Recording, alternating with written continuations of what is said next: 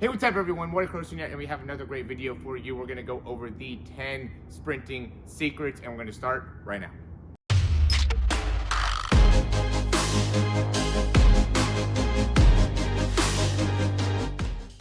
All right, so I'm all about the concept that knowledge is power, right? But we want to have the right knowledge in order to actually get the power necessary to be able to make any type of life change. And so we want to go over these 10 secrets, and it's important to be able to understand these, but the most important part is actually to implement the information. So I want to go into how you can do that, as well as giving the explanation of exactly what all these are. So the number one thing is knee up, extend, pull. This is what I first go and I talk to any of the teams, any of the people that I work with, is you got to be able to get your knee up, extend, and then pull. So when we talked about getting your knee up, it really just is the concept of getting your knee up to like your hip height, okay? And then we got to extend that leg out and then pull. So front side mechanics is where we have to put the biggest emphasis when it comes to improving our speed. And I would say when working with athletes, it's really when, I work with a lot of female athletes as well, and that ends up being the biggest thing with female athletes, is that they usually do not, or they struggle in getting their knees up. You can tell the difference between, somebody that is going to be a fast, woman athlete or struggle with speed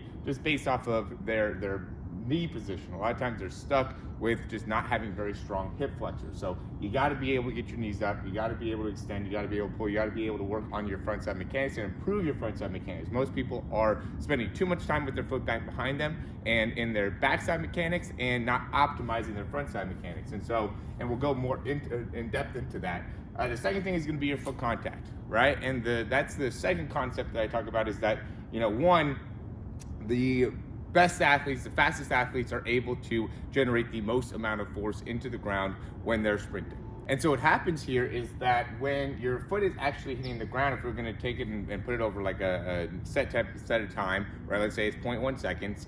The most amount of force, 90% of the force that is generated, is going to be in that first third of the whole time that your foot's on the ground. Really probably even before that, but let's really just concentrate on the first third of when your foot is on the ground, is when you are creating the most amount of force. So when you're hitting the ground, right, this is why knee up, extend, pull is number one, foot contact is number two, because when we're hitting the ground, we got to be hitting the ground with a large amount of force in order to really get the rebound effect that we're looking for to really maximize our speed. The number three part is going to be your push off. How are we pushing off? And really, what I go into here is the big toe range of motion. The more range of motion you have within that big toe, the more effective you're going to be able to push off. What I commonly see with athletes is that as they push off, they'll push off and really allow their foot to kind of go back behind them, right, and put an emphasis on pushing back, when really we want to have great big toe range of motion, so we're able to push up. And the idea in the concept is to be able to really create a quick leg cycle. So as soon as your foot comes up off the ground, you want to be able to immediately drive that foot right back up underneath your hip to be able to then get your foot out in front and get into this knee up, extend, pull position. If we end up spending too much time, or we push off with our foot too far back behind us, now that's going to really limit our ability to get to our knee up, extend, and pull, and really be able to optimize our front side mechanics. All right, now number four is going to be core strength. The reason that core strength is so important is because, at least in my opinion, it has a big correlation to turnover speed and turnover rate. Your lower core ends up being a big part of, and we continue to break this all down, when our foot pushes off, right, in the direction of how we push off, we can push off more vertically, now we can drive our knee forward sooner. And a muscle that helps us in driving our knee forward sooner is going to be our hip flexor and our lower core, right? Our deep transverse abdominis and our hip flexors are going to be, what's going to help us propel that knee forward with a lot of strength, a lot of power, and also be able to reach in that position very effectively, right? Reach it. And what I mean by reach is like access that muscle very effectively. So when we're back here, we really want to be able to pull, using that transverse abdominis, lower core muscle, and our hip flexors to be able to pull up really quickly and drive our knee through really quickly. That goes into core strength. So that's going to go turnover speed. How fast can we turn over our legs is going to be a direct correlation of how strong is our core. The fifth secret is going to be having your elbows close to your body and your hand placement. So really the secret ends up being more hand placement, right? Because what you end up wanting to think about is as you're pulling your hand back, your hand wants to go about 6 to 12 inches behind your hip. So we're really pulling that hand back. Now, in order to be able to get our hand to get 6 to 12 inches behind our body, we have to have our elbows close to our body. If we're going and we're pulling out to the side, we're not going to be able to get our hand to get 6 to 12 inches behind our hip. So we got to be able to really concentrate, and I see this all the time. Probably the most common mistake that I see is people that are running, too much like this. People that haven't gotten great speed coaching, right? If you're just starting off, then the common mistake that I see most often is going to be more so arm problems, right? And just moving your torso way too much, not driving your hands back, not understanding what to do with your hands when you're running. And so that's the most common thing that I have to be able to, work with when, working with people or teams that haven't had any type of speed training is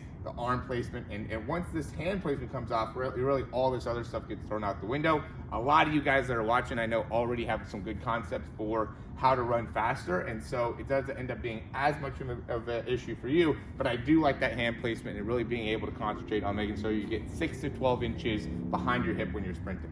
If you like the information so far, go ahead and click that thumbs up down below, subscribe to the channel, and we'll hop right back in the video. Number 6 is hamstring strength, right? And the reason that this is a secret is because I think a lot of people work more on, like their squat and their jumping, and not enough people really put a focus on the hamstring strength. And what's important about the hamstring, it's so connected to our lower back muscles, our calf muscles, the muscles underneath our foot, and what's interesting about it is there's really 3 hamstring muscles that we have. We have 2 that run more so on the inside part of the leg, and then 1 on the outside part of the leg. And they all are so important in being able to maximize hip extension and knee flexion, right? And then they also control the movements that we're able to do in terms of rotation within the hip as well. So those muscles, when you have strong hamstrings and you have the ability to control the lengthening and shortening of the hamstring, it really makes it so you're a faster athlete, makes it so you're able to generate more force overall, which is what our goal is, right? The reason you're watching this video is because you want to understand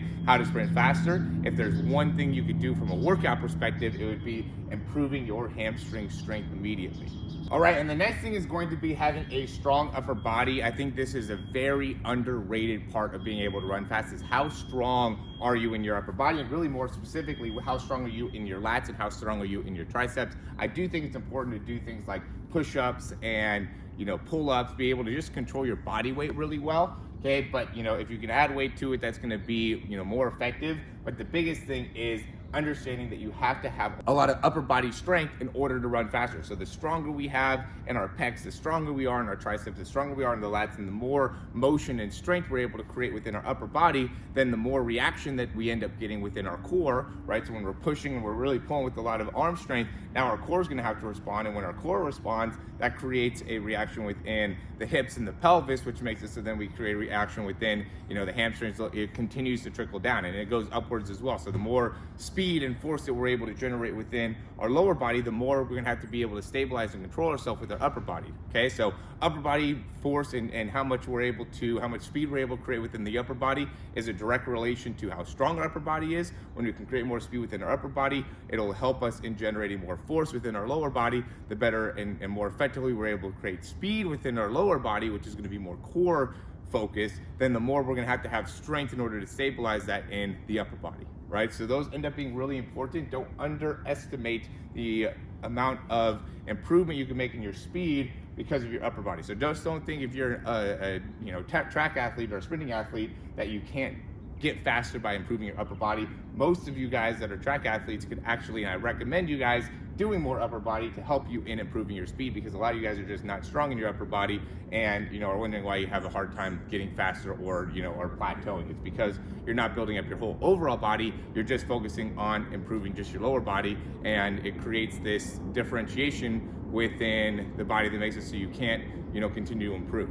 All right, the next thing is going to be the drive phase, right? And the reason I say, this is a secret is because most people, when I get breakdowns, they go through their start and then they immediately pop up and get their top end speed phase, right? And I've talked a lot about the drive phase before, but it ends up being those steps from like 5 to like 15 where you're building speed. Okay, and we have to be able to be patient within that drive phase in order to really maximize our top end speed phase. So if you're looking to try to get faster, I would say the primary thing you want to look at is going to be your drive phase. How well are you actually getting your body into the position to be able to maximize your ability to run fast? If you don't have a great drive phase, then it's going to make it so you can't reach as high of a top end speed. So we have to be able to understand how to develop your drive phase. So spend more time developing your drive phase. That's a critical secret. I know this is 8, but that could easily be number 1. It just depends on, how I numbered this was just based off of how quickly the idea actually came to me. So, drive phase could, in terms of importance, probably be number 1, because this is something that everybody has a hard time with. Athletes, track out, like knee up, extend, pull is something that is a lot more of an issue with people that are, haven't got as much speed training, right? If you're already pretty fast, you're probably pretty good at doing knee up, extend, pull. If you're already pretty fast, though, you might still need to work on your drive phase. So your drive phase is super important, as well as that strong upper body. These two are probably the best for people that are already track athletes, already fast. These are the 2 areas you could probably improve in the most. The 9th one is going to be force into the ground, right? And being able to understand that the force into the ground is not just a vertical force, and is not just a horizontal force, it is a vertical and horizontal force, and being able to maximize both of those, right? So the most common mistake I see is people that are just trying to create all vertical force, right? And they actually did a study that showed that we're doing more horizontal based jumping, broad jumps, things like that, deadlifts, that's going to actually correlate better into running faster, right? Not squats, not vertical jumps, but more horizontal jumps, because being able to create that horizontal force in combination to the vertical force, right? Because we want to be very tall, we want to be very upright, and I know I didn't go as much into that in here with the elbow position, but when your elbows are great, it helps you in having a great posture, and we have to be able to have a great posture in order to run faster. But we want to be able to maximize our horizontal and vertical forces into the ground, and to be able to do that, we have to be able to really ensure that we're maintaining a vertical position within our body. And typically people are not struggling too much with their, how vertical they are or how much vertical force they're creating. They really struggle with how much horizontal force that they can create. Okay, and the reason is because you end up being in a position where you're not creating, you're not in a vertical posture, right? And so the more vertical you are with the posture, the better you're able to create horizontal forces, right? The more you're kind of like leaned over here. Now it's going to be a lot harder to get as vertical. You're going to be relying much more on the horizontal force, right? Just because naturally we're going to be pulling like this, right? If we're doing a lot of horizontal, but if we're good posture or good vertical posture, now we can go horizontal and vertical, because we're maintaining that upright position and maintaining the turnover rate. And that also, big part of posture is core strength as well. The effectiveness of, being able to improve your, turnover rate has to do with core, has to do with posture. Being able to do those will make it so you can generate more force in the ground, concentrate on vertical forces and horizontal forces when you're doing that. And the 10th secret is just body awareness, right? Again, this could easily be at the top of the list, or in the top 3. I did want to save almost the best for last, because at the end of the day, if you don't have great body awareness, right, understanding how to breathe, understanding how to be able to push ourselves, you watch every single time you watch somebody run 100 meters or somebody run a great 40, those people are very fatigued at the end, because they understand how to push themselves to areas that a lot of us can't even fathom, right? And that's why they're able to run under 10 seconds, right? Because they're able to explode, create so much explosion within their body that they could run 100 meters in under 10 seconds, or run 40 yards in, close to 4 seconds. It's all based off of how well you can control your body. Okay, and so you have to be able to understand how to train your body. You have to understand how to control your body. You got to understand how these all apply to you. Okay, so if I'm going into this and breaking this all down, you should be able to number these in terms of what's most important for you to improve on and what's the least important thing for you to improve on, right? And the reason I like to do breakdowns for people is to be able to help you in understanding how you can get into these, which one's most important, what's priority here. Okay, so you can't end up going and trying to fix all these things at one time. You have to be able to prioritize. In order to prioritize, you have to have body awareness. Okay, so focus on understanding your body. Focus on understanding what it is that your body is able to do and not do. And when you're able to do that, now it gives you an understanding of exactly where we need to focus on improving. You know, even that then it goes into strength, that goes into power, that goes into explosiveness, that goes into start, that goes into drive phase, top and speed. There's so many areas of speed that you can improve on, right? And that's why I, have this YouTube channel, because I can go into so much different parts of, improving your speed. And so, but you can't go and make an improvement in all of them. You have to be able to focus on one, make improvements, and then grow from there. All right, so as always, guys, thanks for watching. If you like the information, go ahead and click that thumbs up, subscribe down below. If you have any questions, comments, or recommendations, you can leave those down below. Also, I always say, check out the description if you guys want to find out more about our breakdowns or speed program. We do have a 28-day challenge that we're going to drop here in the next few days. So I definitely recommend subscribing so then you can get started with that as soon as we post it. But, take this information, implement it, try to utilize it to improve your speed. That's what we're all about, 10 secrets to improve your speed here. Again, check out the description if you're interested, and thanks for watching. We'll talk to you soon.